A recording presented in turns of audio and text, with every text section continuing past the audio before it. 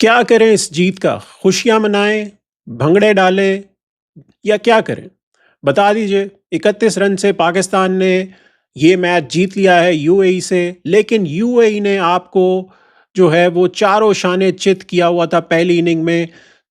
सिर्फ वहां पर जहां पर फ़खर और नवाज के दो कैच ऊपर नीचे छूटते हैं हैदर अली की बॉल पर, वहां पर अगर यूएई वो दो कैचेस पकड़ लेता तो मुझे नहीं लगता कि पाकिस्तान जो है वो 130 140 भी कर पाता। और उस वक्त 108 रन ही बने थे और 16वां ओवर जो था वो शुरू हो चुका था, जहां पर वो दो कैच यूएई ने छोड़े और सिटर्स थे, बिल्कुल सिटर्स कैच थे। कोई ऐसा नहीं था कि कोई बहुत मुश्किल कैच थे, सीधा बाउंड्री पे कैच आए और वहाँ पे यूएई ने वो मौका जाने दिया। और उसके बाद यूएई ने कमाल की मिसफील्डिंग्स भी की, चौके दिए इजी, और बॉलिंग भी ऐसी की कि फ़खर को इजी बाउंड्रीज मिली, एजेस लग के चौके हो रहे थे।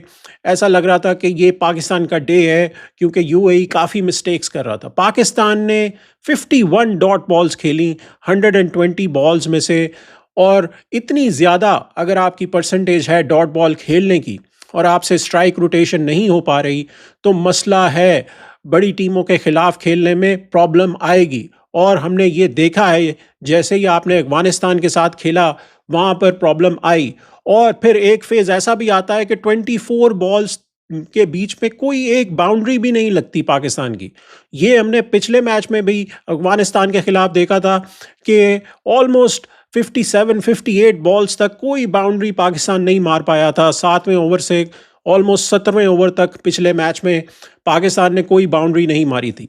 यहाँ पर फ़खर ने जो बैटिंग की, नवाज ने जो बैटिंग की, और फिर उसके बाद अबरार जो आए, बॉलिंग चेंज पाकिस्तान ने की, सुफियान मुकीम को रेस्ट करवाया और अबरार आए और उन्होंने अपने टी20 के बेस्ट बॉलिंग स्पेल डाला। 4 विकेटें उन्होंने ली, 9 रन दिए 4 ओवरों में। ये तीनों प्लेयर्स पाकिस्तान के लिए इन्होंने शाइन किया और इनकी वजह से पाकिस्तान ये मैच जीता। पाकिस्तान की ओवरऑल फील्डिंग भी आज अच्छी थी, कैचेस अच्छे पकड़े पाकिस्तान ने। शाहीन शाह अफरीदी ने एक अच्छा कैच पकड़ा। यूएई की तरफ से जो है वो काफ़ी मिस्टेक्स हुई। शुरू से शुरू करते हैं। पाकिस्तान ने टॉस जीता, सलमान अली आगा आए। ये पिच जो थी, पहली दफ़ा यहाँ पर इस पिच पे मैच हो रहा था, ब्रांड न्यू पिच थी। तो वहाँ पर सलमान अली आगा से पूछा गया, उन्होंने कहा कि मैं बैटिंग करूँगा, और उनसे पूछा गया इस बारे में कि पिछले मैच में आप चेस करना चाह रहे थे, तो इस मैच में आप इसलिए बैटिंग करना चाह रहे हैं क्योंकि ये ट्रेंड बन चुका है कि जो भी बैटिंग पहले करता है वो जीतता है। तो सलमान अली आगा ने बोला कि हाँ, उसको भी लेके, और दूसरी चीज़ ये है कि he wants to bat first, put runs on the board. और जो वसीम थे, जो यूएई के कैप्टन थे, वो वाहिद कैप्टन थे जो टॉस जीते थे अफगानिस्तान के खिलाफ, और उन्होंने चेस करने के लिए वो गए थे। चेस के लिए यूएई जो है वो बांग्लादेश के खिलाफ भी 2 मैचेस जीत चुकी है।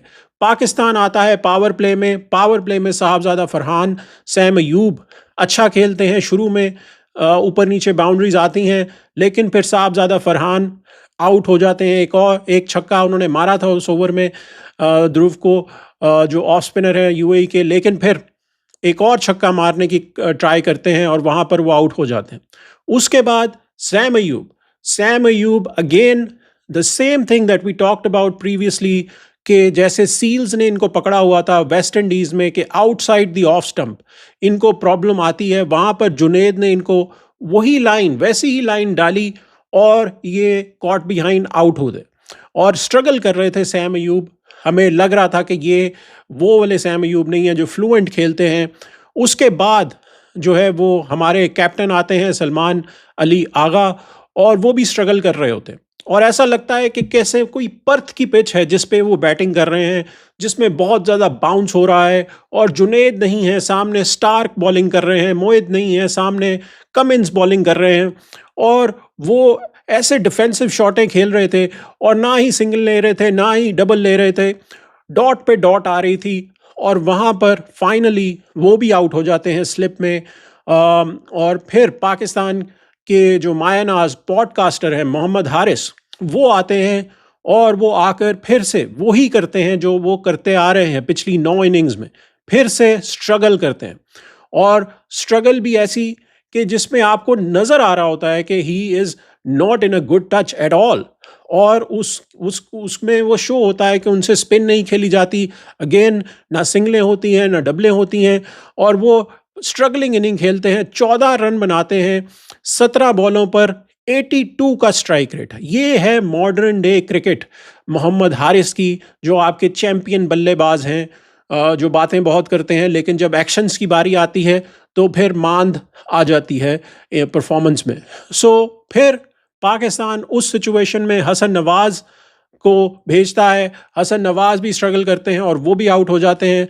पाकिस्तान की 5 विकेटें 80 रन पर गिर जाती हैं और उस वक्त ऑलमोस्ट 12 ओवर कंप्लीट हो चुके होते हैं। पाकिस्तान पहले 15 ओवरों में ऑलमोस्ट रन अ बॉल खेल रहा होता है, और आखिर के जो 5 ओवर होते हैं वहाँ पर पाकिस्तान अटैक करता है, और उसमें भी जो आखिर के 2 ओवर होते हैं वहाँ पर फ़खर जमान और मोहम्मद नवाज़ जो हैं, वो जो पार्टनरशिप वो बनाते हैं उसमें वो 42 रन्स बनाते हैं आखिर के 2 ओवरों में, जहां से पाकिस्तान को एक जो रिस्पेक्टेबल टोटल है वो मिल जाता है। एवरेज टोटल जो शारजा में 167 का होता है, तो पाकिस्तान उस एवरेज टोटल तक पहुंचता है, 171 पाकिस्तान करता है। और वहां पर हमने देखा कि यूएई की अगर फील्डिंग बेहतर हो जाती, यूएई अपने कैचेस हेल्ड कर लेता, तो ये टीम 150 भी ना कर पाती जो इनकी परफॉर्मेंस है। अब दोस्तों डर लग गया है, डर जो है वो बैठ गया है, और जो पोजीशन है वो अच्छी नहीं है। अब आपका 3 मैचेस तो आप जीत गए हैं 4 में से, और अब फाइनल में भी आप पहुंच गए हैं जो संडे को अफगानिस्तान के खिलाफ होगा। लेकिन डर लगा हुआ है बिकॉज यूएई की जो टीम है वो आपको पूल में मिलेगी एशिया कप के, और वहाँ पर पाकिस्तान कैसे खेलता है इनके खिलाफ वो देखने के काबिल होगा, बिकॉज हर मैच में यूएई ये मिस्टेक्स नहीं करने वाली। और इतनी छोटी टीम से अगर आप स्ट्रगल करेंगे तो बड़ी टीमों के खिलाफ तो अल्लाह ही हाफिज़ है। उसके बाद यूएई बैटिंग करने के लिए आता है। यूएई थोड़ा सा संभल के बैटिंग करता है।